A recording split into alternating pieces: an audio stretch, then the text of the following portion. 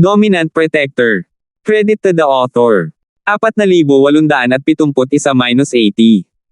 Ang mga pangalan po na nandito ay galing sa mga name generator. Kaya kung meron man pagkakatulad sa mga pangalan ng totoong tao o lugar, ito ay tunay na hindi sinasadya. Kaysa sa paghampas ng damo at pag-alerto sa ahas, mas mabuting magpanggap na lang na wala siyang alam. Hanggat nananatili siyang mapagbantay mamaya, makikita niya kung ano ang magagawa ng 2 taong ito. Sige, dahil sinabi na ninyong lahat, wala akong tutol. Hayaan si Master Linford na maging team leader. Agad na idineklara ni Froilan. Nagkagulo ang mga tao. Ang lalaking ito ay malinaw na gustong gawin ito sa kanyang sarili, ngunit ang kanyang saloobin ay nagbago ng kaunti, hindi ba? Ngunit kahit na ano, ang posisyon ng kapitan ay naayos na ngayon. Dahil sina Benedict, Froilan, at Kenshin ay inaprobahan lahat ng Terence, at ang Melissa at Minerva ay malapit kay Terence, masasabing lahat ng mahahalagang tao na naroroon ay nilinaw ang kanilang mga posisyon. Ang mga opinyon ng iba ay hindi mahalaga. Sa katunayan, ang iba ay maaari lamang panatilihin ang kanilang mga iniisip sa kanilang sarili. Mula ngayon, si Terence ang kapitan ng mga bituin sa umaga. Sa sumunod na 2 araw, nanatili ang lahat sa barko. Naisip ni Terence na makakahanap ng pagkakataon sina Froilan at Kenshin na magdulot ng gulo, ngunit wala silang nagawa. Parang tinanggap na nila ang katotohanan siya ang kapitan. Hindi lamang sila nagdulot ng gulo, ngunit sila rin ay lubos na gumagalang sa kanya. Anong kalokohan ang ginagawa nitong 2 ito? Hindi maiwasan ni Terence na magtaka. Hindi siya musmos para isipin na ganoon na lamang ang pagsuko ng 2. Ang katotohanang hindi sila nanggugulo ngayon ay nangangahulugan lamang ng isang bagay. Ang 2 ito ay dapat na may mas malalaking plano sa hinaharap, at iyon ang dahilan kung bakit sila ay napakatyaga. Ang anumang posibleng panganib ay kailangang matanggal sa simula. Ito ang tuntunin ng lahat ng mga mamamatay tao. Sa kasamaang palad, hindi makagalaw si Terence sa kanilang 2 ng walang dahilan. Isang hakbang lang ang kaya niyang gawin at maging maingat at alerto. Makalipas ang 2 araw, biglang tumunog ang isang malambing na busina mula sa dulong-dulo ng pantalan. Hindi nagtagal, nakita nilang lumitaw si Chancellor Moira sa harap ng lahat at nagutos, sige, magsisimula na ang daan patungo sa pagiging big shot. Lahat, bumaba sa barko. Oo. Nabuhayan ang loob ng lahat nang sumunod sila sa likod ng kanilang kapitan, na bumubuo ng maayos na linya. Ang sitwasyong ito ay nagulat kay Chancellor Moira. Lahat ay isang mapagmataas at mayabang na anak ng langit. Kahit isang mataas na opisyal na tulad niya ay mapipilitin lamang silang sumunod sa mga utos. Ito ay halos hindi maisip para sa kanila na maging disiplinado. Matapos magtanong ng tahimik, sa wakas ay naunawaan na ni Chancellor Moira ang buong kwento at hindi niya maiwasang magbigay ng thumbs up kay Terence. Kung ang lahat ay maaaring manatiling nagkakaisa sa susunod na pagsubok, kung gayon sila ay makikinabang sa parehong pagtatanggol sa sarili at tagumpay. Maaaring mayroon pang ilang master ng profound stage sa pagsusulit na ito. Sa ilalim ng pamumuno ng Chancellor, dinala ni Terence ang lahat sa Dock Square at umupo ng naka-cross-legged sa isang lugar na minarkahan bilang Morning Stars Academy, naghihintay na magsimula ang daan patungo sa big shot. May mataas na plataporma sa hindi kalayuan, at may mga hilera ng upuan dito. Sa oras na ito, maraming matataas na opisyal mula sa iba't ibang akademya ang naupo sa kanilang mga upuan. Pinag-uusapan ito ng lahat, tinatalakay ng pribado kung sino ang maalamat na pangulo ng alyansa. Ngunit wala dito ang isip ni Terence. Hinahanap niya ang ipinagmamalaki ng koponan ng Dawn School mula pa noong una, sinusubukang hanapin ang figure ni Remilin, ngunit hindi ito gumana. Ang bilang ng mga tao ay nakakagulat na marami, lalo na't napakaraming big shot dito. Hindi nangahas si Terence na gamitin ang kanyang divine sense para aiskan ang lugar, kung sakaling asar siya sa isa sa mga big shot. Malubha siyang masasaktan kung may gustong gawin ang big shot. Bukod dito, ito ay isang pangunahing tuntunin sa mundo ng pagsasanay na huwag gumamit ng banal na kahulugan sa publiko. Dahil hindi niya magamit ang kanyang espiritu, maaari lamang siyang umasa sa kanyang mga mata. Gayunpaman, marahil ito ay dahil sa awayan sa pagitan ng Morning Star at mga pagmamataas sa umaga, inayos silang maging napakalayo. Maliban kung umakyat si Terence sa entablado at pumili ng magandang anggulo, imposibleng makahanap ng isang tao sa pagitan ng napakaraming disipulo. Pagkaraan ng ilang sandali, lahat ng mga disipulo ng mga akademya ay nasa kanilang mga upuan, at ang mga nakatataas sa iba't ibang mga akademya ay umupo na rin sa kanilang mga upuan.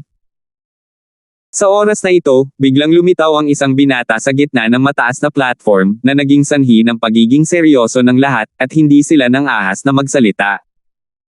Lahat ay nakatingin sa binatang ito, at si Terence ay hindi exception.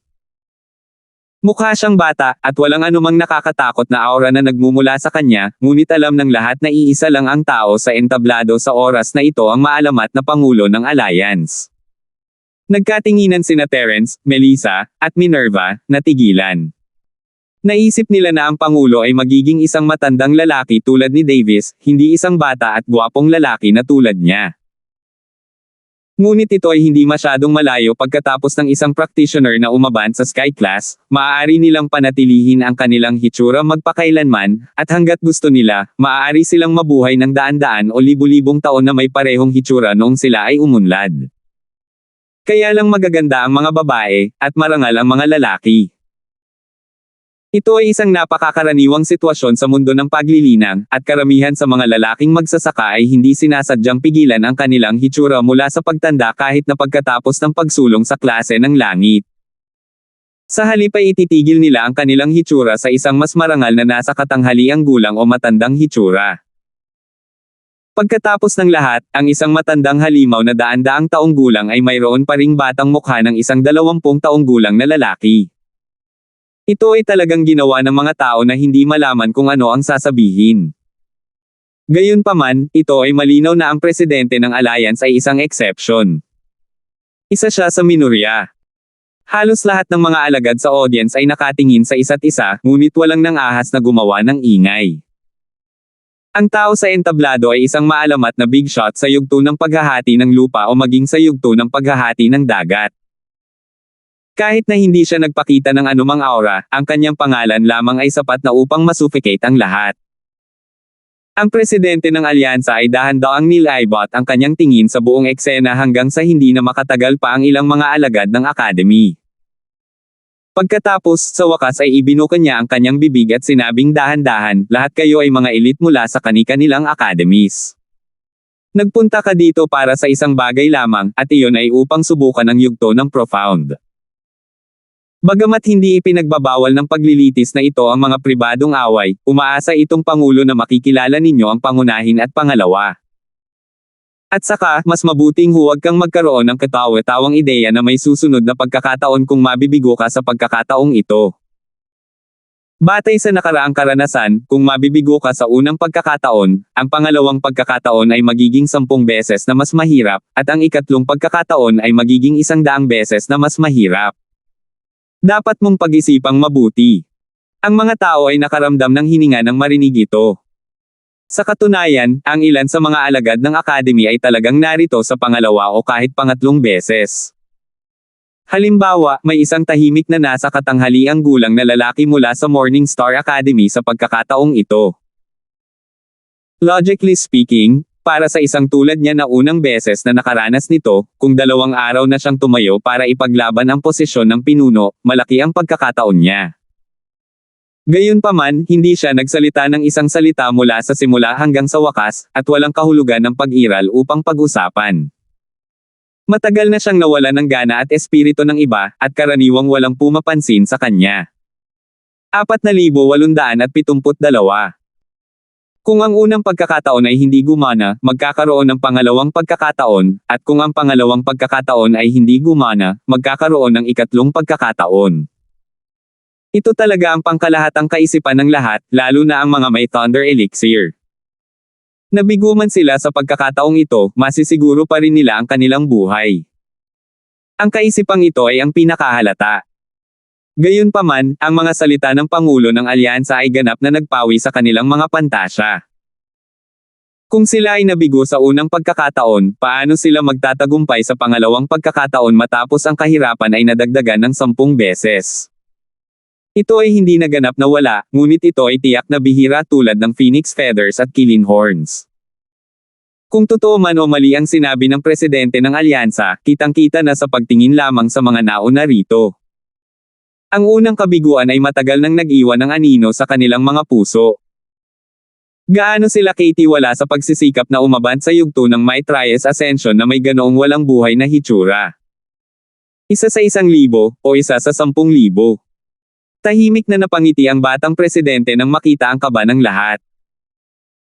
Kung may tumitig sa kanya tulad ng ginawa ni Terence, makikita nila ang pang-aalipusta at pang-aalipusta sa kanyang mga mata, na para bang nakatingin siya sa isang langgam. Sa kanyang lakas, ang mga peak nascent soul stage cultivator na ito ay talagang hindi gaanong mahalaga sa kanyang mga mata, lalo na kapag ang mga langgam na ito ay walang kamalayan na putulin ang lahat ng mga kaldero at lumubog sa mga bangka. Maliban sa paghamak at paghamak, mahirap para sa kanya na magkaroon ng pangalawang ekspresyon. Siya ay namumuhi, ngunit bilang Pangulo ng Alyansa, kailangan niya maging matyaga at ipaliwanag ang mga pangunahing tuntunin. Pagkatapos mong pasukin ang landas ng malalaking pagbaril, ang tanging bagay na kailangan mong gawin ay maghanap ng angkop na lugar para sa pagtatanim sa pag-iisa. Hanggat ginagamit mo ang iyong pamamaraan ng paglilinang ng kaisipan ng buong lakas, natural na magagawa mong matrigger ang kapigatian ng kidlat. Kung tungkol sa mga punto ng kapigatian ng kidlat sa loob, namarkahan na ang mga ito. Mahinahong sabi ng Pangulo ng Alyansa. Ang Thunder Tribulation Point. Kumurap-kurap si Terence, ngunit agad na naunawaan kahit na ang landas ng isang big shot ay hindi isang lugar kung saan maaaring magdulot ng kidlat na kapigatian kahit saan. Ang tinatawag na Lightning Tribulation Point ay malamang na isang lugar na medyo madaling makaakit ng kidlat na kapigatian. Mula sa pananaw ng secular na mundo, ito ay isang lugar na medyo madaling tamaan ng kidlat. Siyempre, imposibleng maging epektibo ang lahat ng Thunder Tribulation Point na iyon. Kung tutusin, namarkahan na ang mga ito libu-libong taon na ang nakalilipas, at ang ilan sa mga ito ay nawalan na ng bisa. Gayunpaman, ang bawat Thunder Tribulation Point ay may protective array. Hanggat ikaw ay nasa hanay, maaari mong palitawin ang Thunder Tribulation ng walang pag-aalala. Hindi mo kailangang mag-alala tungkol sa mga tao mula sa labas na sinasamantala ang sitwasyon. Nagpatuloy ang Pangulo ng Alyansa. Naunawaan ni Terence at ng iba pa, at naalis ang kanilang mga alalahanin. Pagkatapos ng lahat, ang lahat ay may ilang mga kaaway. Napakahirap ng makalusot sa profound at harapin ang kidlat na kapigatian. Kung kailangan nilang mag-ingat laban sa palihim na pag-atake sa lahat ng oras, hindi maraming tao ang makaliligtas. Sa kabutihang palad, naisip ito ng alyansa ng paaralan. Gayunpaman, mayroong maraming mga tao na alam na ang tungkol dito. Hindi na kailangang banggitin ang mga nakilahok sa landas ng mga big shot noon, at mayroon ding ilan na nakakakilala sa mga disipulo ng Academy mula sa mga nakaraang taon, kaya natural silang magtatanong tungkol sa mga pangunahing detalyeng ito. Ang pagpasok sa yugto ng Mysterious Immortal Ascension ay ang iyong pangunahing prioridad. Gayunpaman, bihira para sa iyo na magkaroon ng pagkakataon na maging isang malaking shot. Kung may oras ka, bakit hindi mo tingnan ang paligid?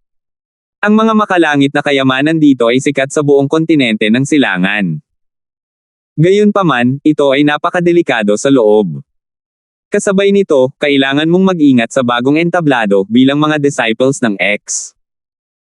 Huminto ka bago ka lumayo kung sa tingin mo ay sapat na, bilasan mo at ang walang sawang kasakiman ay magpapabilis sa iyong mamatay. Casual na nabanggit ng Pangulo ng Alyansa. Para sa mga nabigong makapasok sa Might Reyes Ascension Realm, hindi na niya kailangang magsabi ng kahit ano. Alam ng lahat na hindi nila kailangang pakialaman sila. Dahil kung nabigo silang makalusot, kahit nakaligtas sila, kalahating baldado sila kung hindi patay. Ang mga taong ito ay walang kahit na pangunahing kakayahan upang protektahan ang kanilang mga sarili, lalo na ang pakikitungo sa iba. Nang marinig ang mga salitang, kayamanan ng langit at lupa, nasigla ang grupo ng mga disipulo ng Academy. Para sa mga magsasaka na tulad nila, ang kayamanan ang numero unong magandang bagay. Siyempre, ito ay hindi lamang tumutukoy sa espiritual na jade, kundi pati na rin sa mga kayamanan ng langit at lupa na hindi mabibili. Gayunpaman, malalaman ng sinumang may utak na upang maghanap ng mga makalangit na kayamanan dito, mayroong pangunahing kinakailangan, at iyon ay ang matagumpay na pagsulong sa Maitreya's Ascension Realm. Kung hindi, kahit na sila ay nasa kanilang pinakamataas na antas, maaaring hindi nila kayang harapin ang iba't ibang layunin ng pagpatay sa loob, lalo na iyong mga profound stage expert na kasama nila. Ang isang inosenteng tao na may kayamanan ay nagkasala ng isang krimen. Kahit na ikaw, isang ganap na nagsasaka na Soul Realm Cultivator, ay mapalad na makaagaw ng isang bagay na mabuti, ito ay magiging walang silbi. Tulad ng sinabi ng Pangulo ng Alyansa, mas mabilis kang mamamatay. Isa pa, ang pagsubok na ito ay may limitasyon sa oras. Ang pinakamatagal na oras na maaari kang manatili ay 3 buwan. Magtagumpay ka man o hindi, ang 3 buwan ay isang foregone conclusion. Siyempre, maaari ka ring lumabas pagkatapos ng 3 buwan, ngunit ang mga barkong pandigma at treasure ships ng iba't ibang academies ay hindi mananatili upang maghintay para sa iyo. Sa oras na iyon, ang buong pantalan ay maaari kang lumipad sa ilalim ng batas militar o kamatayan. Sinulyapan ng Pangulo ng Alyansa ang karamihan at sinabi. Nagkatinginan ng lahat ng walang pakialam. Bagamat mukhang seryoso, hindi naman big deal na may one dito. Sa karamihan, maaari silang magtanim habang naghihintay para sa susunod na pagsubok. Marahil ay maaari rin nilang samantalahin ang pagkakataong kumuha ng ilang likas na kayamanan. Siyempre, ang munting pag-iisip na ito ay hindi makatakas sa mga mata ng taong nasa entablado. Napangiti ang Pangulo ng Alyansa nang makita niya ito, at ang mga sulok ng kanyang bibig ay nagkurba sa isang mapanuksong arko. Kung mayroon kang anumang mga ideya, maaari kang manatili. Gayunpaman, huwag mo akong sisihin sa hindi ko pagpapaalala sa iyo. Taon-taon, ang Thunderclap Plain Island ay may kidlat na libing. Kung ayaw mong mabuhay ng matagal, maaari mong maranasan ito. Libing ng kidlat. Nagkatinginan ang lahat ng may pagkalito. Gaya ng ipinahihiwatig ng pangalan, ito ay upang ilibing ang buong isla kasama ang nagtatapos sa mundong ligaw na kulog. Maliban na lang kung makakatakas ka mula sa Thunder Burial tulad ng mga katutubong nilalang, hindi ka na makakapaghintay hanggang sa magsimula ang susunod na pagsubok. Mahinahong sabi ng presidente ng Alyansa. Nagulat ang lahat at agad na itinapon sa likod ng kanilang isipan ang kaunting swerte. Ang lugar na ito ay puno ng panganib, at ito ay talagang hindi isang lugar upang paglaruan. Sige, pumila lahat ng academies ayon sa pagkakasunod-sunod ng drawing lots. Let's begin the transfer. Pagkasabi noon, nawala sa mataas na plataporma ang Pangulo ng walang bakas. Dahil ang pinakamahalagang bagay sa paglilitis ay ang paghahanap ng mga Thunder Tribulation Points upang makapasok sa Maitreya's Ascension Realm, natural na haantong ito sa isang sitwasyon kung saan lahat ay lalaban para sa Thunder Tribulation Points sa sandaling makapasok sila. Walang nakakaalam kung gaano karaming Thunder Tribulation Point ang nasa daan patungo sa pagiging isang big shot, ngunit sa pamamagitan lamang ng pagtingin sa bilang ng mga taong naroroon, malinaw na ang posibilidad na ang lahat ay magkaroon ng isa o higit pa sa isa ay hindi masyadong mataas. Sa ganitong paraan, isang malaking problema kung sino ang nauna at kung sino ang huli. Ang mga akademya na unang pumasok ay tiyak na may pakinabang. Kung ang problemang ito ay hindi malulutas ng maayos, hindi na nila kakailanganing pumunta sa daan patungo sa mga big shot. Ang mga disipulo ng iba't ibang akademya ay malamang na mag-aaway sa pantalan. Kaya naman, ang alyansa ng mga paaralan ay nakabuo ng isang paraan na tila patas at makatwiran, ang pagguhit ng maraming 4,873. Ang lahat ay nasa swerte kung sino ang mauuna at kung sino ang huli. Sa hindi maarok na Pangulo ng Alyansa na personal na namamahala dito, walang sinuman sa eksena ang maaaring mandaya sa ilalim ng kanyang mga mata, maliban kung ang nanloko ay ang kanyang sarili. Nakapila ang mga estudyante ng academy. Ang swerte ng Morning Star Academy ay hindi masyadong maganda, ngunit hindi rin ito masyadong masama. Nasa gitna sila ng pila. Ang pagbuo ng teleportasyon dito ay iba sa isa sa Western Island. Nakakapag-teleport lang sila ng isang tao sa isang pagkakataon, ngunit maaari silang mag-teleport ng 12 sa isang pagkakataon dito. Ito ay napakabilis, at ito na ang turn ni Terence. May mga full-time na gwardya dito, at ibinigay ni Chancellor Moira ang listahan ng pangalan sa mga gwardya. Isa-isa itong sinuri ng mga gwardya sa harap ng lahat, at nagulat si Terence sa isang pangalan Lillian. Siya ang kapitan ni Moira, ngunit alam ng lahat na ito ay pansamantalang posisyon lamang. Hindi man lang pinansin ni Terence kung sino ang nasa crowd dahil wala naman siyang kakilala. Noong unang dumating si Terence sa Morning Star Academy, hiniling niya kay Melissa na alamin pa ang tungkol sa kanyang nobya dahil sa insidente sa karagatan ng Jianghe, ngunit kamakailan lang ay nasa isolated practitioning ito, kaya hindi niya ito pinansin. Sinong mag-aakala na biglang susulpot si Lillian sa team? Gayunpaman, ayon kay Rowell, dapat ay nasa Golden Core stage pa rin siya pagkatapos ng 10 taon. Kung hindi, bakit gugugol ng labis na pagsisikap sina Rowell para makuha siya ng Golden Core ng Nascent Soul Condensation? Paano siya naging master ng perfected na Nascent Soul ngayon? Hindi ba medyo malaki ang gap? O hindi ba itong si Lillian ang Lillian na kilala niya? Nagulat si Terence, ngunit hindi niya magawang magtanong sa harap ng napakaraming tao. Kailangan niyang itago ito sa kanyang sarili at tingnan kung ano ang nangyari. Pagkatapos ng lahat, kahit na ito ay ang parehong tao, ang golden pill na nakuha niya mula kay Rowell ay hindi magiging kapaki-pakinabang sa kanya. Pagkatapos ng teleportation, biglang nagbago ang eksena sa harapan nila. Lahat ng lumabas sa teleportation array ay medyo pangit. Sa totoo lang, hindi nila inisip na malaking bagay ang malagay sa gitna. Pagkatapos ng lahat, ang huling ilang batch lang ang palaging makakakuha ng Thunder Tribulation Point. Kung hindi sana inayos ng Alliance of Academies ang napakaraming tao na sabay-sabay na pumasok. Ngunit ngayon, biglang napagtanto ng lahat na sila ay naging masyadong walang muwang. Ito ay hindi mahalaga sa lahat. Sino ang nauna at kung sino ang huli ang pinakamahalaga? Sa unang sulyap, ito ay isang napakalawak at walang laman na lupain, ngunit ito ay parang terraced field sa secular na mundo. Ang iba't ibang mga lokasyon dito ay hindi pantay, at kahit na ang posisyon ng teleportation array ay itinuturing na mataas, imposibleng makita ang buong lugar sa isang sulyap. Hindi lang ito problema sa terrain, ngunit higit sa lahat, napakahina ng visibility. Nagkaroon ng hamog sa lahat ng dako, at ang tanging bagay na hindi masyadong masama ay ang hamog dito ay hindi katulad ng dagat, kaya hindi ito nagkaroon ng malaking epekto sa banal na kahulugan. Ngunit ang problema ay hindi sila mga freak tulad ni Terence.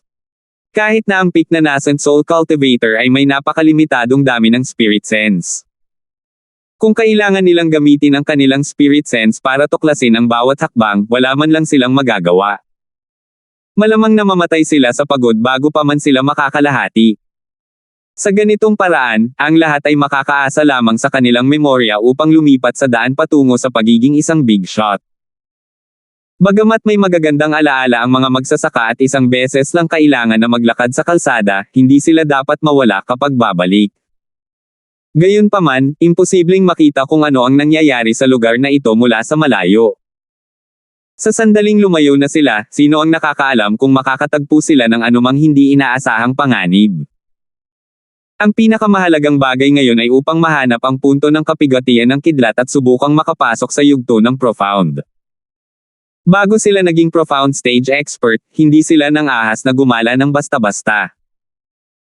Sa oras na ito, ang mga disipulo mula sa iba pang mga akademya na unang na-teleport ay nakikipaglaban na para sa Thunder Tribulation Point sa malapit. Walang gustong kumuha ng mga hindi kinakailangang panganib. Dahil matatagpuan nila ang Thunder Tribulation Point sa malapit, natural na ayaw nilang hanapin ito sa malayo. Naunawaan ito ng lahat, at gusto ng mga alagad ng Star sa umaga na sumali sa laban, ngunit pinigilan sila ni Terence. Huwag kang magmadali. Napakaraming tao dito. Kahit napuntahan natin sila at Robin, hindi tayo makakakuha ng marami. Sayang si Zinchi. Bakit hindi pa tayo lumayo ng kaunti at tingnan? Kung mahahanap natin ang Thunder Tribulation Point, kahit hindi ito ganap na walang laman, hindi magiging ganoon kahigpit ang kompetisyon. Sa totoo lang, may hidden agenda siya noong sinabi niya iyon. Gusto niyang maglakad-lakad at tingnan kung mapalad siyang makilala si Remelin. Siyempre, ito ay isang napakahanggal na hakbang upang harangan ang pasukan at rob ang Thunder Point. Kaunti lang ang Thunder Point sa malapit. Sa dinami-dami ng magkakasamang ninakawan, kahit makuha pa nila, half-dead sila. Paano nila susubukan na umaban sa profound stage? Sa katunayan, hindi lang si Terence ang ilan sa iba pang mga disipulo ang gumawa ng parehong desisyon, umiwas sa karamihan at naggalugad. Tama. Tama si Master Linford. Isang tulala lang ang mananatili dito at makikipag-away para sa pagkain kasama ang isang grupo ng mga mad dogs. Pumunta tayo sa mas malayong lugar at maghanap. Si Froilan ang unang tumalon at umalalay sa kanya. Hindi maiwasan ni Terence na tumingin sa kanya na nagtataka. Maling gamot ba ang ininom ng lalaking ito? Sa ugali at ugali na pinakita niya noon, hindi pa nagagawang hindi siya gumawa ng gulo, pero tumalikod talaga siya at inalalayan siya. Ang hindi niya alam ay ang pagiging makasarili ni Froilan. Gusto niyang dalhin ni Terence ang kanyang mga tauhan sa malayo hanggat maaari upang hindi siya mag-alala na makita ng mga tao ang kanyang mga panlilinlang. Pakikinggan namin si Master Linford. Kahit na curious din si Benedict sa reaksyon ni Froilan, pumayag pa rin siya. Ang iba ay walang anumang pagtutol at sumunod sa pangunguna ni Terence. Medyo delikado, ngunit tiwala si Terence. Pagkatapos ng lahat, sa kanyang pambihirang banal na kahulugan, malinaw niyang naramdaman ang sitwasyon sa malayo, kaya hindi na kailangang mag-alala.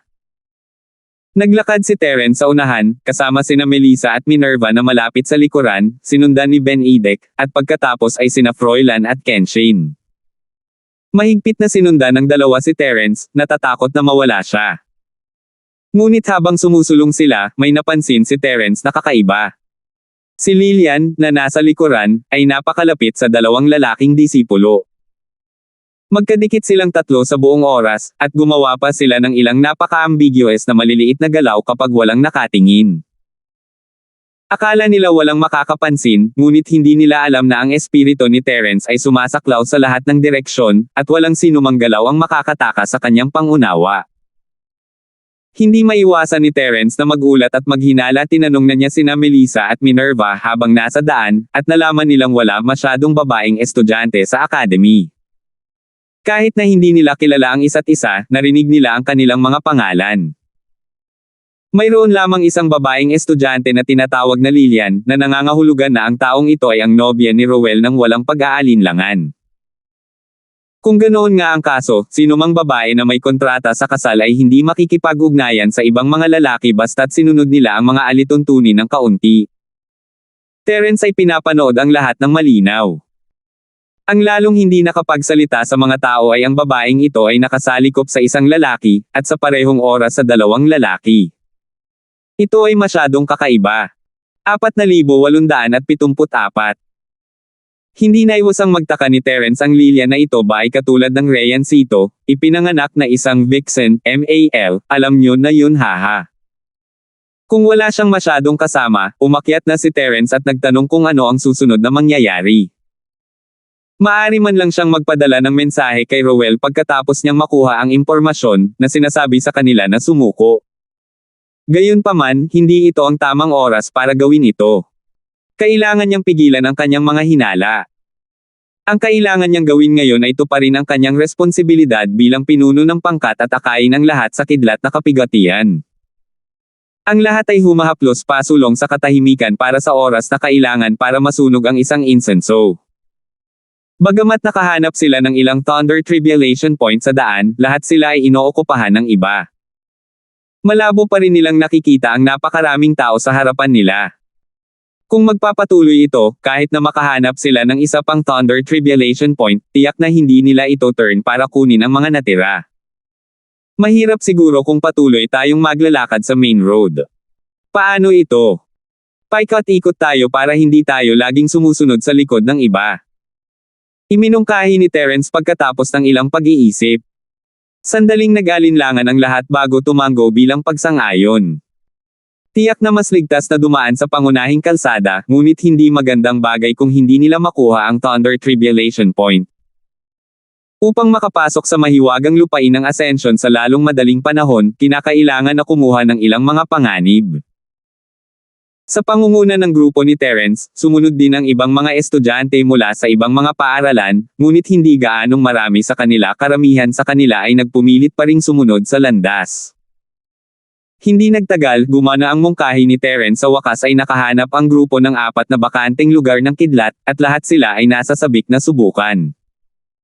Mabuti na lang at hindi nila nakalimutan ang kanilang kapitan, si Terence. Hindi sila mga idiot, sila ang magiging target ng lahat kung maglibot sila kay Terence at kunin ang pagnakawan, kahit na lahat sila ay mula sa Morningstar Academy. Kung sino man ang gustong magstay ay pwedeng magstay.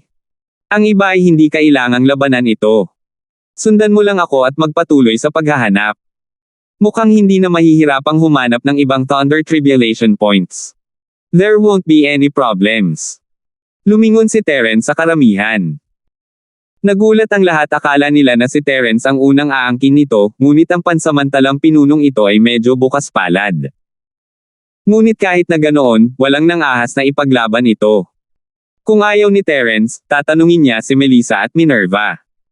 Pagkatapos ng lahat, wala silang makikitang kapareho nila na maaaring maging kapareha nila. Si Melissa at Minerva, syempre, ay hindi tutuloy, kailangan nilang sumama kay Terence, at hindi lang sila, kahit si Benedict ay gustong sundan din si Terence. Ito ang kanyang matandang lalaki, ang utos ni Lennon, kailangan niyang sundin ng mabuti si Terence sa panahon ng pagsubok, upang mailigtas niya ang kanyang buhay at makakuha ng ilang mga benepisyo.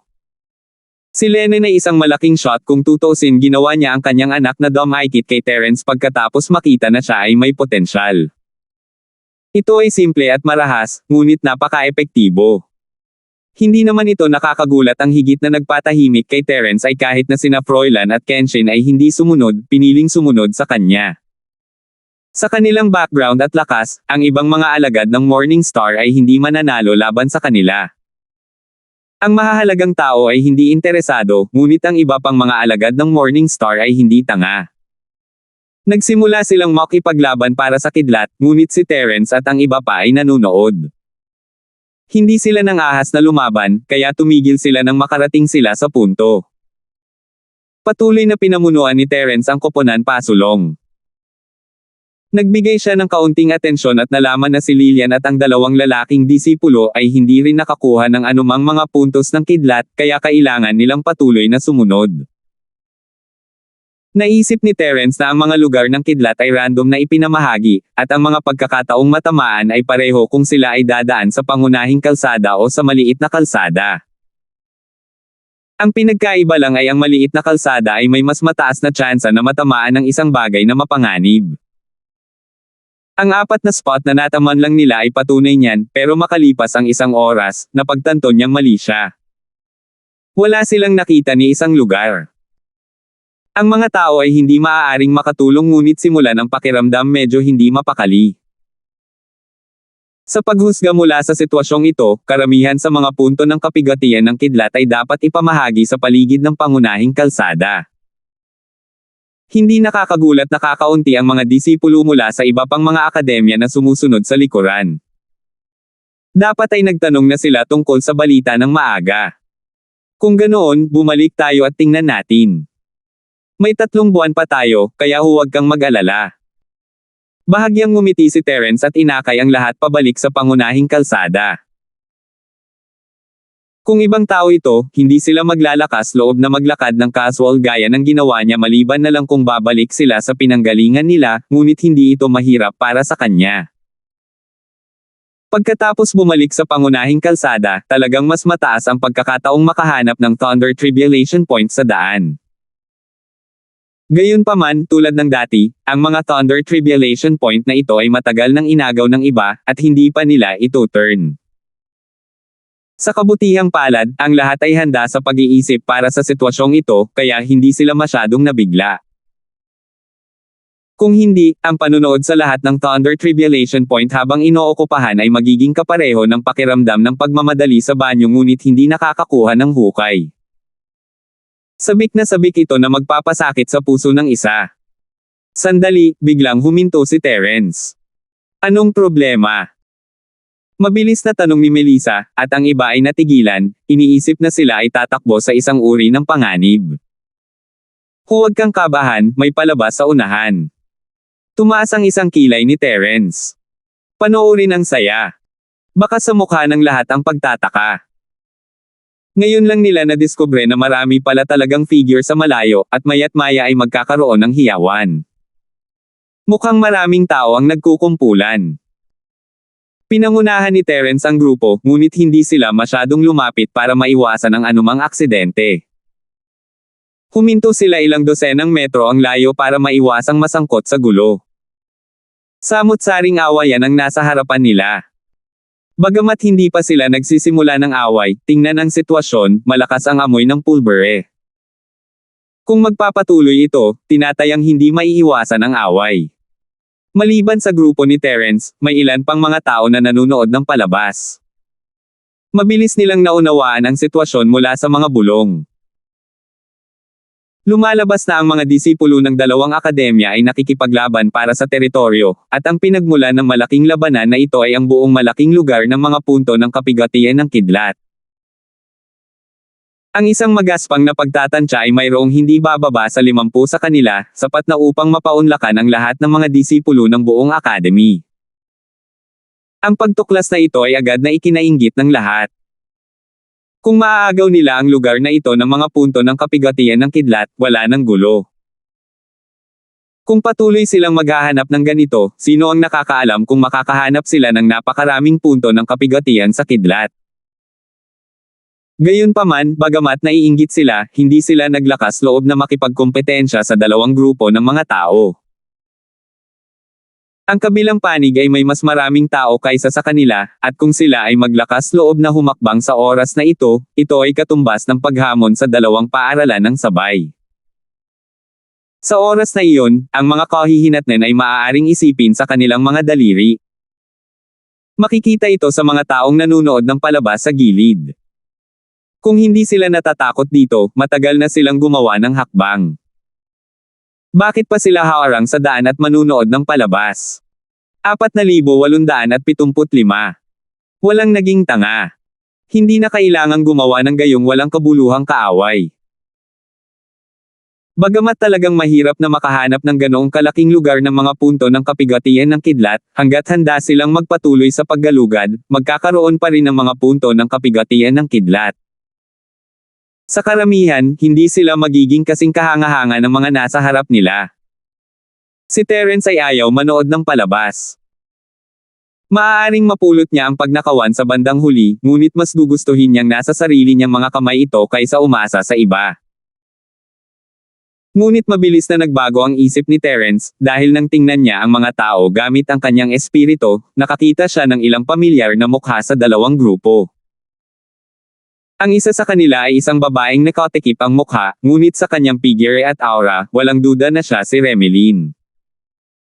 Sinubukan niya ang lahat ng posibleng paraan upang mahanap ito, ngunit walang resulta.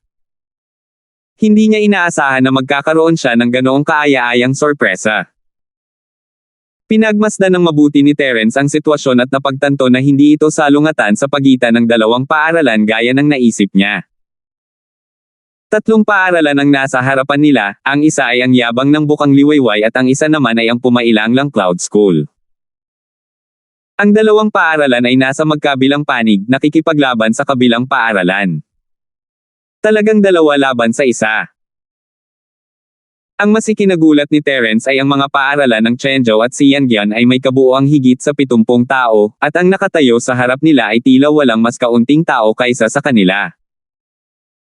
Karaniwang kaalaman na ang peak na nascent soul cultivator ay ang mga elite ng mga golden class na paaralan kung mas marami sila, mas malakas sila.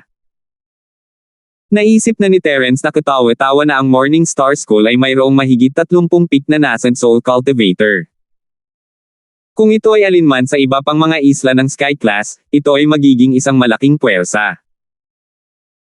Nagtaka pa nga si Terence kung ang tatlong pavilion sa North Island ay may ganoong karaming peak na nascent soul cultivator.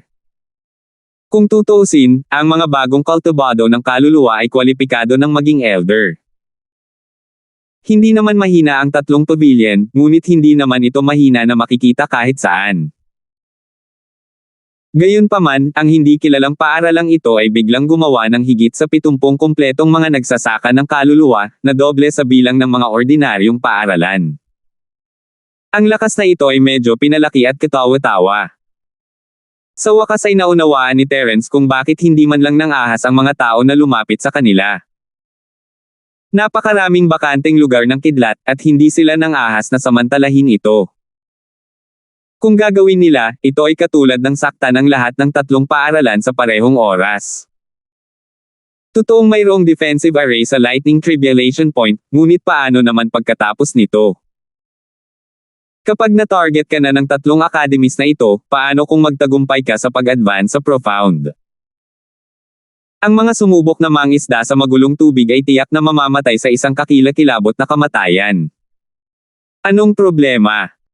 Natarante sina Melissa at Minerva nang muling huminto si Terence. Natarante rin ang ibang mga alagad ng Morningstar sa likod niya. Lahat sila ay matatalinong tao at alam nila na mahirap makakuha ng anumang mabuti sa pamamagitan ng paghihintay dito. Sinasamantala ang katotohanang napakaraming tao ang humaharang sa daan para manood ng palabas, isang matalinong hakbang na mabilis na umikot at manguna. Aling paaralan ang lalaking humaharap sa pagmamataas ng bukang liwayway at sa tumataas na cloud school? Tanong ni Terence.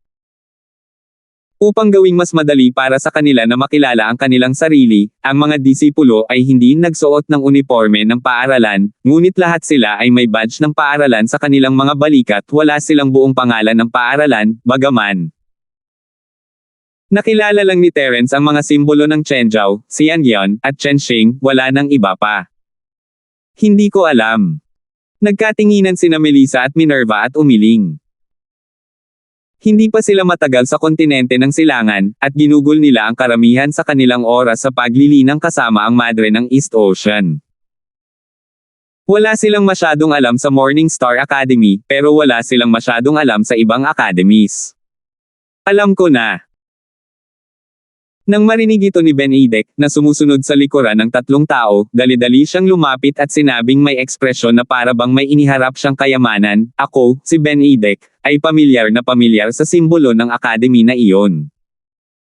Nakipag-away pa nga ako sa mga tao mula sa kanilang akademya noon. At ito ay nasa home ground ng kanilang academy. Nang marinig ito ng lahat ay agad silang napalingon sa kanya. Masyadong kahanga-hanga ang lalaking ito. Talagang naglakas loob siyang lumaban sa home ground ng paaralan. Napakaswerte niya talaga na hindi siya namatay. Talagang delikado ang oras na iyon. Buti na lang at dumating ang matandang Lennon natin sa tamang panahon at itinaya ang dati niyang buhay para kaladkarin ang ating Benedict palabas sa gilid ng kutsilyo. Kung hindi, namatay na tayo. Sok, natatakot ako sa iniisip ko lang. Sagot ni Benedict na may nasasabik na ekspresyon. Kahit si Terence ay hindi napigil ang imulat ang kanyang mga mata mula sa iyong mukha, tinatawag mo na ang matagal na takot. Mukhang hindi ka makapaghintay na gawin ito muli. Hindi mo pa rin sinasabi sa akin kung anong academy ito. Tanong ulit ni Terence. Nako, mga alagad sila ng Thunderclap Academy. Madaling makilala ang simbolo ng academy. Tatlong haligi ng kidlat. Ang tanga na tulad nila ang tipong dapat tamaan ng kidlat. Tiyak na tinamaan ng kidlat ang taong nagdisenyo ng simbolong ito, haha. Sabi ni Benedict at tumawa. Thunderclap Academy. Napakurap si Terence, naalala na ang lugar na ito ay tinatawag na Thunderclap Plain Island at ang dagat ay tinawag na Leidong Sea, ito kaya ang kanilang tahanan. I guess so. Ang Thunderclap City ay nasa Leidong Sea, hindi masyadong malayo sa Thunderclap Plain Island.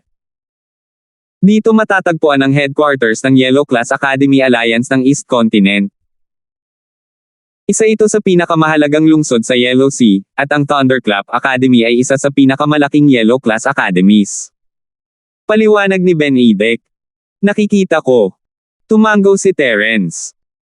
Hindi nakakagulat na nagkaroon sila ng kumpiyansa na pumunta sa 2v isa sila sa pinakamalaking golden class na paaralan.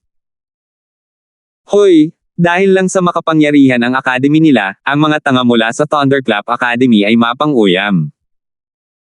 Noon, ako, si Benedict, ay sumunod sa matandang Lennon sa Leidong City para sumali sa kasiyahan. Gusto ko lang bumili ng golden core ng nascent soul stage. Inatake nila ako dahil may advantage sila sa numero. Ako, si Benedict, ay hindi natatakot dito. Nakipag-away ako sa kanila on the spot. Bilang resulta, parami ng parami ang nag-away, at muntik na akong mamatay doon. Tumawa si Benedict.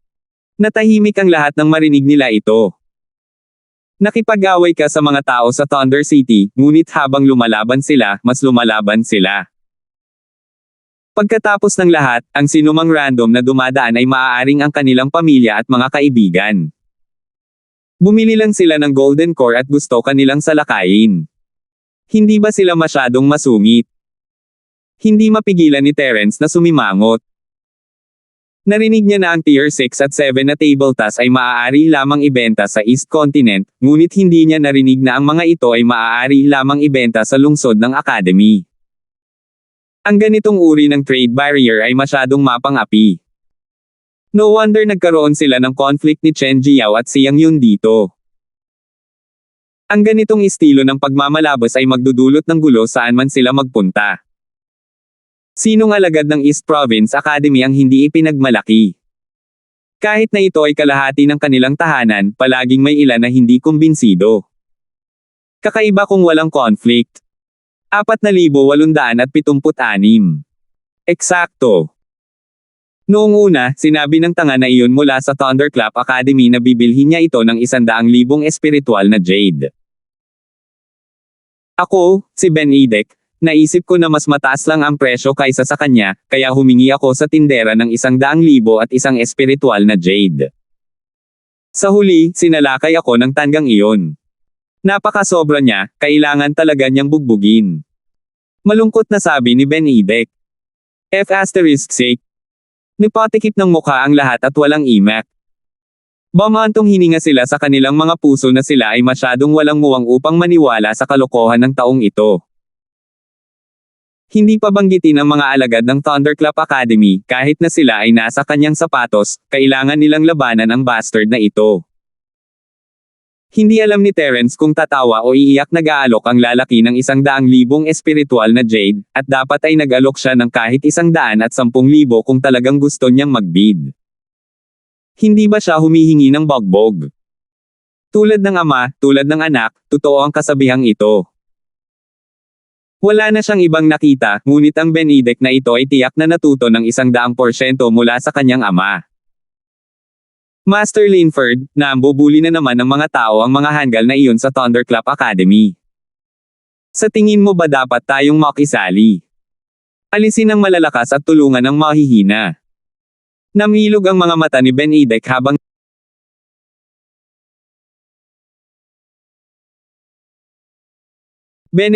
nagsasalita. Si Terence ay hindi na gustong makipag-usap sa kanya, ang mga salita ay tila hindi maaasahan. Ngunit kahit na walang paghihikayat ni Benedict, walang paraan na baliwalain lang ito ni Terence dahil naroon si Remeline. Ngunit kahit na walang paghihikayat ni Benedict, walang paraan na baliwalain lang ito ni Terence dahil naroon si Remeline. Siyempre, kung hindi dahil kay Remeline, hindi pipiliin ni Terence na makisali sa gulo na ito. Dahil ang Thunderclap City ang pangunahing lungsod ng Thunderclap School, at ang punong tanggapan din ng Golden Class Academy Alliance, hindi na kailangang sabihin na ang dalawa ay hindi mapaghihiwalay. Kung nasaktan niya ang Thunderclap School, baka maging kaaway siya ng buong Golden Class Academy Alliance. Si Terence ay hindi natatakot sa gulo, ngunit hindi siya kailanman magsisimula ng away, lalo na kapag alam niyang ang kabilang partido ay hindi isang taong makakasama niya. Ayaw niyang magsimula ng away sa kanila nang walang dahilan.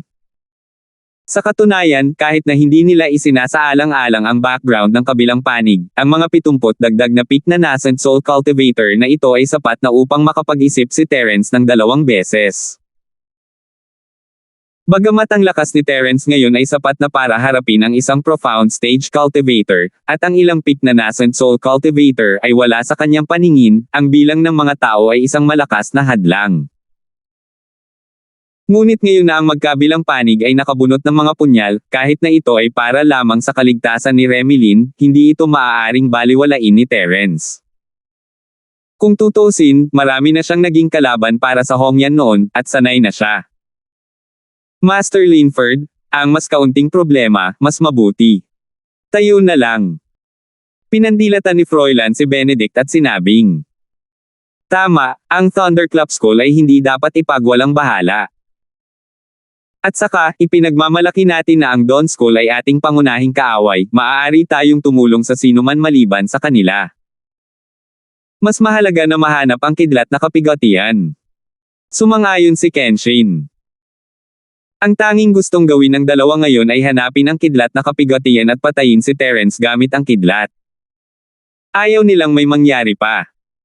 Bullsh *T, with your guts, calling you cowards is already a overstatement. Kahit na mahanap mo ang lightning tribulation point, mananakawan ka. Baka kalabanan mo siya dito. Napatingin si Benedict sa kanilang dalawa ng may panghahamak. Ano ang sinabi mo? Muling tumaas ang galit ni Froilan kung hindi niya iniisip na patayin si Terence gamit ang kidlat, napatay na niya si Benedict kaagad. Hindi maiwasan ang lahat na mapatingin sa isa't isa. Wala pang nangyari, at malapit na silang mag-away. Kung talagang sumali sila sa labanan, sino ang nakakaalam kung sino ang papatay sa kanila? Lahat ng mga estudyante ay tumingin kay Terence, naghihintay sa kanyang huling desisyon.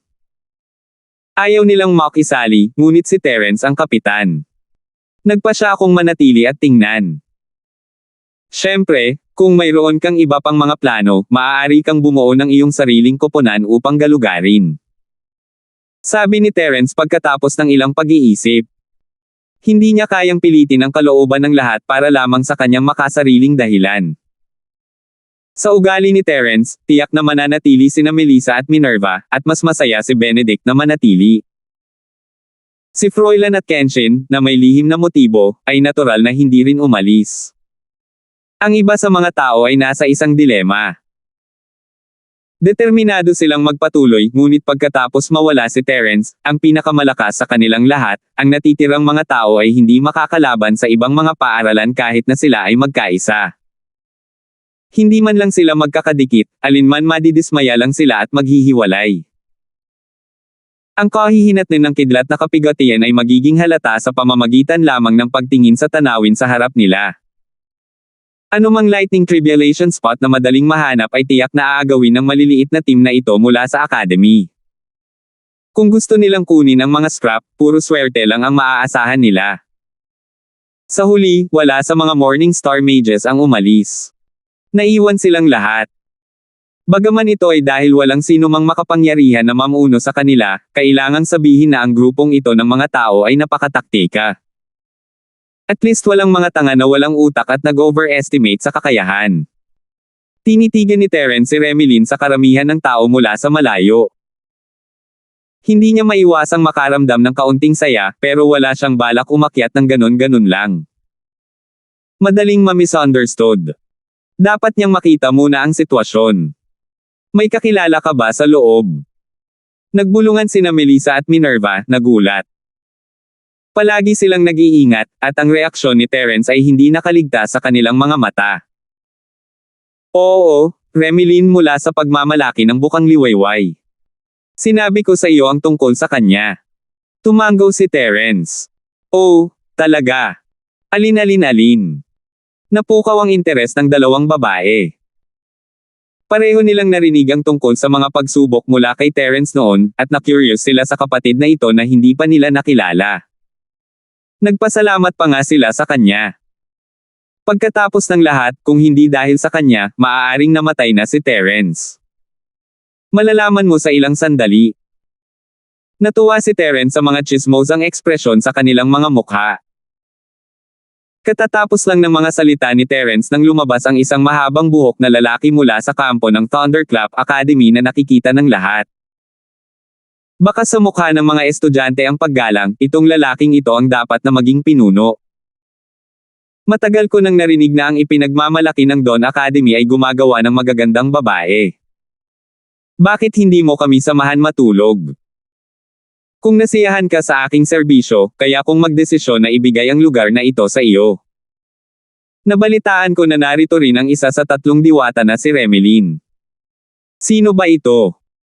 Bakit hindi ka lumabas at tingnan namin kung talagang kasing ganda ka ng lalaking ito? Di ba? Casual na tumawa ang lalaki. Sa simula, ang kapaligiran ng paghaharap sa pagitan ng dalawang panig ay napaka-tense. Pagkatapos ng lahat, mayroong higit sa 150 masters ng malaking bilog ng nascent soul realm sa magkabilang panig. Ang ganitong uri ng aura ay pinatong ng patong-patong kahit na maihahambing sa isang master ng dakilang bilog ng profound realm. Ang gayong panggigipit ay hindi isang bagay na kayang tiisin ng mga ordinaryong tao. Gayunpaman, ang lalaking ito ay naglalakad sa gitna na parang namamasyal sa looban. Parang hindi naman siya nahirapan. 4,877. Tumingin si Terence sa lalaki at kumunat ang noo. May pamilyar na amoy sa kanya, katulad ng sa kanya, ngunit hindi halata. Magandang mungkahi, unang upuan. Nabalitaan ko na ang mga babae sa ipinagmamalaki ng umaga na akademya ay napaka-interesante. Bihira ang magkaroon ng ganoong magandang pagkakataon. Kung hindi ako magsaya, hahayaan ko ang aking sarili. Iiwan natin ang ikatlong engkanto, si Remilyn, sa unang upuan, at hatiin ang iba sa iba. Kulang pa yun, di ba? Doble ang dami naming babae kaysa sa kanila, kaya dapat 2 laban sa isa. Iniisip ko kung hahayaan ng hepe na makipaglaro ang lahat sa ikatlong diwata. Tama. Kahit hindi ko makita ng malinaw ang mukha niya, ang init talaga ng figure niya. Sok, yung mga binti, yung mga suso, at yung mga puwitan. Pag na-miss ko to sa pagkakataong ito, habang buhay akong magsisisi. Hepe, hindi mo basta-basta kakainin ang lahat para sa sarili mo. Puno ng kabastusan ang mga taga Thunderclap Academy habang pinapuna ang mga babaeng alagad mula sa ipinagmamalaki ng Dawn Academy. Si Remilyn ang natural na pinagtutuunan ng pansin nila. Kung tutuusin, siya ang pangatlong diwata. Haha, ako ay palaging isang mapagbigay na tao. Maaari kang magkaroon ng ikatlong engkanto, Melissa, kung gusto mo, ngunit kailangan mong maghintay hanggang matapos akong makipaglaro sa kanya. Walang pigil na tawa ang pinuno ng grupo. Shut up! Kung gusto mong makipag-away, tapos lumaban. Itigil ang pakikipag-usap ng walang kaparirikon, huwag sabihin sa akin na ang mga tao mula sa Thunderclap Academy ay mayroon lamang ganitong kalidad. Nanginginig sa galit si Remilyn.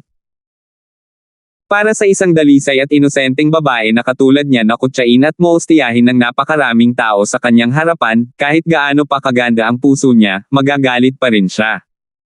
Lumaban ka kung gusto mo. Grabe, hindi ko akalain na ganoon pala kaprangka ang maalamat na ikatlong engkanto.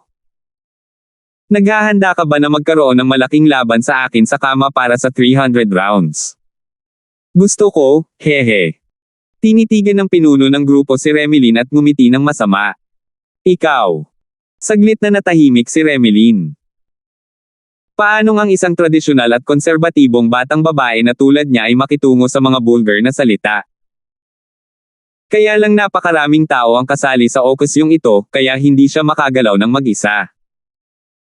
Kung hindi, siya ay nagmamadaling lumabas at nakipaglaban sa kabilang partido. Hoy, ikaw ang pinuno ng Thunderclap Academy ha. Bantayan mo yung bibig mo, akin si Ate Remilyn, walang makakahawak sa kanya. Sa oras na ito, may biglang tumayo sa harap ni Remilyn. Naisip ni Terence na ang ilang master ay tumalon upang iligtas ang dalagang nasa pagkabalisa, ngunit sa pagtitig ng malapitan, ito ay ang Joshua rin ng isang matandang kakilala na Cloud School. Hindi lang si Joshua, kundi sina Baste at Judy ay nakatayo rin sa tabi niya. Lahat sila ay pamilyar na mukha. Hindi maiwasan ni Terence na maging kakaiba ito. Hindi na siya nagulat na nandito sina Baste at Judy. Pagkatapos ng lahat, ang daan patungo sa pagiging isang powerhouse ay isang pagtitipon ng mga elite mula sa iba't ibang mga paaralan ng Golden Division. Hanggat ang lakas ng isang tao ay umabot sa rurok ng namumuong yugto ng kaluluwa, hindi nila pababayaan ang pagkakataong ito na umaban sa yugto ng profound. Pero bakit nandito si Joshua? Bagamat ang kanyang lakas ay nasa malaking bilog ng orihinal na antas, dahil sa 5 elementong pumapatay kay Chi sa kanyang katawan, isa na siyang baldado na hindi magamit ang kanyang paraan ng paglilinang sa puso. Hindi kaya may tumulong sa kanya na malutas ito. Mabilis na naisip ni Terence si Timur Ren. Ang katotohanan na nagawa niyang iwaksi ang layunin ng pagpatay kay Terence ay nangangahulugan na ang pinunong tagapagdalisay ng tumataas na Cloud School ay hindi isang ordinaryong tao. Sino ka ba? Ang pinuno ng Thunderclap Academy ay sumulyap kay Joshua na may halatang panghahamak sa kanyang mukha. Anong malalaking salita? Baka nakakatakot ang pamagat ng unang upuan ng Thunderclap Academy, ngunit lahat tayo ay nasa tuktok ng orihinal na antas. Kung gusto mong hawakan si Ate Remilyn mamatay, tanungin mo muna ako. Sa kabilang banda, si Joshua ay napakamatigas ang ulo. Sa katunayan, hanggat nasa harap niya si Remilyn, lagi siyang gumaganap ng perpekto. Siya ay may lakas at tindig. Kahit na wala siyang lakas noong una, magpapanggap pa rin siyang disente. Ito ang tanging paraan upang makuha ang puso ng isang kagandahan. Oh, talaga. Kung gayon gagawin ko ang gusto mo. Ang sulok ng bibig ng taong iyon ay nabaluktot sa isang mapanuksong arko, habang ang iba pang kumukulog na mga alagad ng Academy ay nagpahayag ng mga ekspresyon ng pag-asa.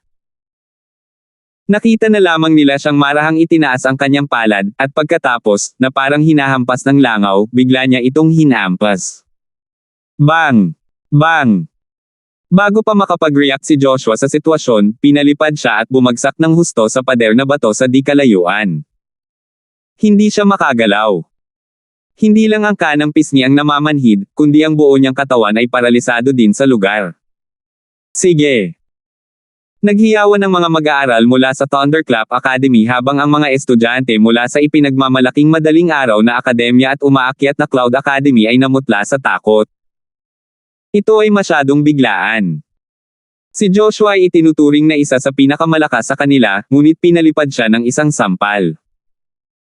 Ang lalaking ito ba ay talagang isang ganap na nagsasaka na Soul Realm Cultivator?